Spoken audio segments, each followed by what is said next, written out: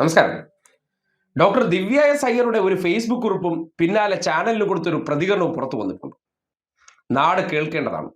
വിഴിഞ്ഞം രണ്ടാം ഘട്ട ഉദ്ഘാടനം മുഖ്യമന്ത്രി നിർവഹിക്കുന്നതുമായി ബന്ധപ്പെട്ട് അദ്ദേഹത്തോടൊപ്പമുള്ള ഒരു ചിത്രം നോക്കിയേ. ഒരു ഉദ്യോഗസ്ഥ മുഖ്യമന്ത്രിയുടെ ചിത്രം പങ്കുവെച്ചുകൊണ്ട് അദ്ദേഹത്തിന്റെ വികസന കാഴ്ചപ്പാട് എങ്ങനെയാണ് നാടിന് ഗുണമുണ്ടാക്കുന്നത്, ഇന്നലകളിൽ ഈ നാട് ഭരിച്ചിരുന്ന ഭരണാധികാരിയുടെ കാഴ്ചപ്പാടില്ലായ്മ അല്ലെങ്കിൽ വിഴിഞ്ഞവുമായി ബന്ധപ്പെട്ട് ഒരു കല്ലിട്ട് പോയതിനു ശേഷം 2044 ആരംഭിക്കേണ്ട രണ്ടാം ഘട്ട വികസനം അത് പോരാ, 2028 പൂർത്തീകരിക്കണമെന്ന ഇച്ഛാശക്തിയോടുകൂടി മുഖ്യമന്ത്രി പിണറായി വിജയന്റെ ഇടപെടലിന്റെ അടിസ്ഥാനത്തിൽ യാഥാർത്ഥ്യമാകാൻ പോകുന്നതിനെ സംബന്ധിച്ച് നാട്ടുകാർക്ക് മനസ്സിലാകുന്ന രീതിയിൽ എന്താണ് ഈ സർക്കാർ ഈ നാടിനു വേണ്ടി നാളുകളിൽ ഈ നാട് എങ്ങനെ മാറണമെന്നുള്ള ചിന്തയുടെ അടിസ്ഥാനത്തിൽ ചെയ്യുന്ന പ്രവർത്തനമെന്ന് കൃത്യമായി ബോധ്യപ്പെടുത്തുന്ന ഒരു ഫേസ്ബുക്ക് കുറിപ്പ്. അറിയാലോ, നേരത്തെ കല്ലിട്ടവർ അവകാശപ്പെടുന്ന ഒരു പ്രവർത്തനം, അദാനിയെ കൊണ്ടുവന്നൊരു കല്ലുവിട്ട് ഇറങ്ങിപ്പോയതിനു ശേഷം 10 പൈസ മാറ്റിവെച്ചിട്ടില്ല, 10 പൈസ കേന്ദ്രം തന്നിട്ടില്ല. പക്ഷേ വിഴിഞ്ഞം പദ്ധതി നമ്മൾ യാഥാർത്ഥ്യമാക്കി. പദ്ധതി യാഥാർത്ഥ്യമാക്കിയതിന്റെ പ്രയത്നം എന്താണെന്ന് ദിവ്യ പങ്കുവച്ചിരിക്കുന്ന ഫേസ്ബുക്ക് കുറിപ്പിനോടൊപ്പം തന്നെ മുഖ്യമന്ത്രിയുടെ ചിത്രത്തിനോടൊപ്പം BGMമായി കൊടുത്തിരിക്കുന്ന ഒരു മ്യൂസിക് ഉണ്ട്. ആ മ്യൂസിക്കിലെ പാട്ടും ചിലർക്കുള്ള മറുപടിയാണ്. കേരള വിരോധികളും ഡീഗ്രേഡ് മൊയന്തുകളും ഒപ്പം തന്നെ കേരളത്തിൽ ഒന്നും നടക്കുന്നില്ലേ എന്ന് കുപ്രചരണം നടത്തുന്നവർക്കുള്ള മറുപടി കൂടിയാണ് ആ കുറിപ്പ്. അപ്പോ ആ കുറിപ്പും ആ പാട്ടും നിങ്ങൾ കേൾക്കേണ്ടതുണ്ട്. ആ കുറിപ്പ് ഇങ്ങനെയാണ്. മുഖ്യമന്ത്രിയുടെ ചിത്രത്തിനോടൊപ്പം താഴെ കാലം കണ്ട് തരിച്ചു നിൽപ്പാ, ലോകം വന്ന് ക്യൂവിൽ നിൽപ്പാടാ എന്ന പാട്ടിന്റെ വരികളോടൊപ്പം വിഴിഞ്ഞം 2.0 where the world docks in എന്ന ക്യാപ്ഷനും കൊടുത്തതിന് ശേഷം ഇങ്ങനെ കൂടി ഒരു വരി കുറിച്ചിട്ടുണ്ട്. വിഴിഞ്ഞം വികസന വിസ്മയം തുടർഘട്ട നിർമ്മാണ ഉദ്ഘാടനം ഇന്ന് വൈകുന്നേരം 4 മണിക്ക് ആദരണീയനായ മുഖ്യമന്ത്രി നിർവഹിക്കുന്നു. ഏവർക്കും സുസ്വാഗതം. ഇതിനോടൊപ്പം ആ ചിത്രത്തിനോടൊപ്പമുള്ള പാട്ട് കൂടി ഒന്ന് കേട്ടല്ലോ.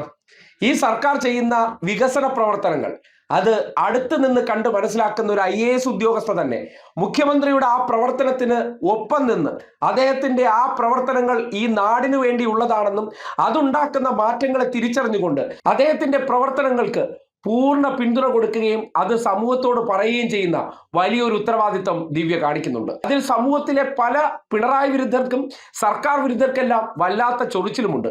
വല്ലാത്ത തോതിൽ അവരെ സമൂഹ മാധ്യമങ്ങളിൽ സൈബർ അറ്റാക്കിന് വിധേയമാക്കുന്നുണ്ട്. പക്ഷെ അതിനൊക്കെ പുല്ലുവില കൽപ്പിച്ചുകൊണ്ട് മുന്നോട്ട് പോകുന്ന അവർ വിഴിഞ്ഞം പദ്ധതിയുമായി ബന്ധപ്പെട്ട് 17 വർഷം അപ്പുറം നടക്കേണ്ട വികസനം അത് ഇപ്പോൾ തന്നെ നടപ്പിലാക്കിയ ഒരു മുഖ്യമന്ത്രിയുടെ കാഴ്ചപ്പാടിനെ കുറിച്ച് അവർ പറഞ്ഞ വാചകം കൂടി നാട് കേൾക്കേണ്ടതുണ്ട്. എന്നിട്ട് ഇന്നലകളിൽ പുണ്യാളച്ച മുഖ്യമന്ത്രി കല്ലിട്ടതിനെ കുറിച്ചൊക്കെ ചില വാഴ്ത്തുപാട്ടുകൾ പാടുന്നവർ അനുഭവസ്ഥയായിട്ടുള്ള ഈ വിഴിഞ്ഞം പദ്ധതിയുടെ CEO കൂടിയായിട്ടുള്ള ദിവ്യ എസ് അയ്യർ ഈ പ്രോജക്റ്റിനെ കുറിച്ച് സർക്കാർ ഇനിഷ്യേറ്റീവ് എടുത്ത് 2028 പൂർത്തിയാക്കുന്ന ആ പദ്ധതി നാടിന് കൊണ്ടുവരാൻ പോകുന്ന ഗുണവും അത് നടപ്പാക്കേണ്ട ആവശ്യകത എന്തായിരുന്നു എന്ന് അവർ പറയുന്നത് നിങ്ങൾ തന്നെ കേൾക്കൂ. രണ്ടാം ഘട്ട നിർമ്മാണ ഉദ്ഘാടനത്തിലേക്ക് കിടക്കുന്നത്, അപ്പോൾ അതിന്റെ MD എന്നുള്ള നിലയിൽ എന്താണ് പറയാനുള്ളത്? ഒത്തിരി ചാരിതാർത്ഥ്യമുണ്ട്. ഇപ്പോൾ സൂചിപ്പിച്ച പോലെ തന്നെ എല്ലാ വശങ്ങളിൽ നിന്നുമുള്ള വെല്ലുവിളികൾ തരണം ചെയ്ത് നമ്മൾ ഒരു വികസന വിസ്മയം തീർത്തിരിക്കുകയാണ് എന്ന് തീർച്ചയായിട്ടും പറയാൻ സാധിക്കും.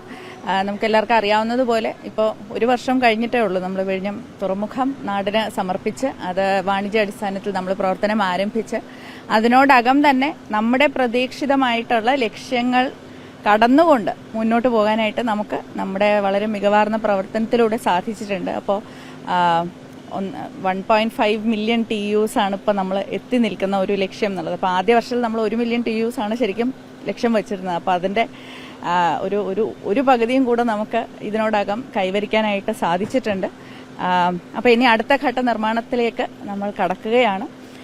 ഇതിൻ്റെ ഏറ്റവും വലിയൊരു സവിശേഷത എന്ന് പറയുന്നത് യഥാർത്ഥത്തിൽ കരാറ് ആദ്യകാലത്തിൽ കരാർ ഒപ്പിട്ട സമയത്ത് 2045 കൂടിയാണ് നമ്മൾ സമ്പൂർണ്ണ വികസനം തുറമുഖത്തിൻ്റെ ലക്ഷ്യമിട്ടിരുന്നത്. പക്ഷേ ഇപ്പോൾ നമ്മുടെ സർക്കാർ നടത്തിയ ഒരു ഇടപെടലിൻ്റെ ഫലമായിട്ട് ഇടയ്ക്ക് വെച്ച് നമുക്കെല്ലാവർക്കും അറിയാവുന്ന പോലെ VGFന്റെ പ്രശ്നങ്ങൾ ഉണ്ടായിരുന്നു, ഒരു ആർബിട്രേഷൻ കേസ് ഉണ്ടായിരുന്നു. അപ്പോൾ ഈ ആർബിട്രേഷനൊക്കെ തരണം ചെയ്ത് നിയമപരമായിട്ടുള്ള കുരുക്കുകളെല്ലാം തരണം ചെയ്ത് എങ്ങനെയാണ് നിർമ്മാണ പ്രവർത്തനം ആരംഭിക്കാൻ പോകുന്നത് എന്നുള്ള ഒരു ആശങ്കയിൽ നിന്ന ഒരു ഘട്ടമുണ്ടായിരുന്നു.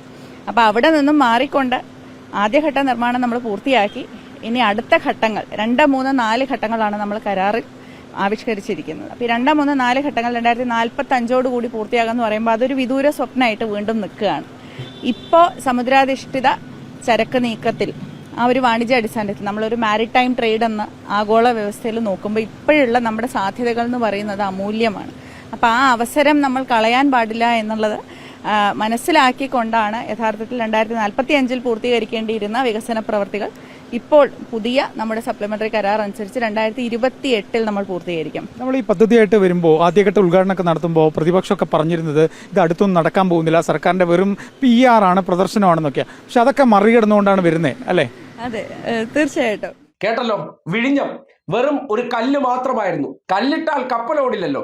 അവിടെ നിന്ന് തുടങ്ങി, അതായത് ശൂന്യതയിൽ നിന്ന് തുടങ്ങി, പിന്നീട് പ്രകൃതി ദുരന്തങ്ങൾ ഉൾപ്പെടെ ഉണ്ടാക്കിയ വലിയ വലിയ പ്രതിസന്ധികൾ, അതിനുശേഷം ഈ നാട്ടിൽ പ്രതിപക്ഷവും ഒപ്പം തന്നെ ആ നാട്ടിലെ ജനങ്ങളെ ഇളക്കിവിട്ട് പദ്ധതിയെ തകർക്കാൻ ശ്രമിച്ചുകൊണ്ടുള്ള വലിയ വലിയ പ്രതിഷേധങ്ങൾ, അതിനോടൊപ്പം തന്നെ കേന്ദ്രത്തിന്റെ ശ്വാസം മുട്ടിക്കലും, ഇതെല്ലാം മറികടന്ന് നമ്മൾ അത് യാഥാർത്ഥ്യമാക്കി. നാളുകളിൽ കേരളം എന്ന ഈ കൊച്ചു സംസ്ഥാനത്തിന്റെ വികസന സ്വപ്നങ്ങൾ വിഴിഞ്ഞമെന്നുള്ള അന്താരാഷ്ട്ര പോർട്ടിലുണ്ട്.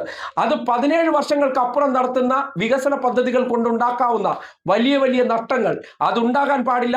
അന്നുണ്ടാക്കിയ കരാറിനെ പൊളിച്ചെഴുതിക്കൊണ്ട് 2028 2ാം ഘട്ട നിർമ്മാണ പ്രവർത്തനങ്ങൾ കൂടി പൂർത്തിയാക്കിക്കൊണ്ട് വിഴിഞ്ഞം കൂടുതൽ ലോകത്തിന് വേണ്ടി തുറന്നു കൊടുക്കുന്ന സാഹചര്യം ഉണ്ടാക്കുന്ന ആ വികസന മാതൃകയുണ്ടല്ലോ, അത് അടുത്ത് നിന്ന് കണ്ട ദിവ്യ എസ് അയ്യർ തന്നെ മാധ്യമങ്ങളോട് തുറന്നു പറയാൻ ധൈര്യം കാട്ടുന്നുണ്ടെങ്കിൽ, ഈ തെരഞ്ഞെടുപ്പ് കാലഘട്ടത്തിലോ അല്ലെങ്കിൽ ഈ സർക്കാർ പോയി കഴിഞ്ഞാലോ അതുകൊണ്ടുണ്ടാകാവുന്ന വലിയ തിരിച്ചടികൾ ഉണ്ടെങ്കിലും തനിക്കതൊന്നും ഒരു പ്രശ്നമല്ല. പക്ഷേ അവർ കണ്ണാലെ കണ്ട യാഥാർത്ഥ്യം ജനങ്ങളോട് തുറന്നു പറഞ്ഞു എന്നാണ് ആ പ്രതികരണം തെളിയിക്കുന്നത്. അത്തരം പ്രവർത്തനങ്ങൾ വെറുതെ ചെയ്തതല്ല, അനുഭവത്തിന്റെ അടിസ്ഥാനത്തിൽ തനിക്ക് ബോധ്യപ്പെട്ട കാര്യങ്ങൾ അവർ പറയുന്നത് ആ ചെയ്ത പ്രവൃത്തിയോടുള്ള നീതിബോധമാണെന്ന് കൂടി പറഞ്ഞു വെക്കേണ്ടി വരികയാണ്.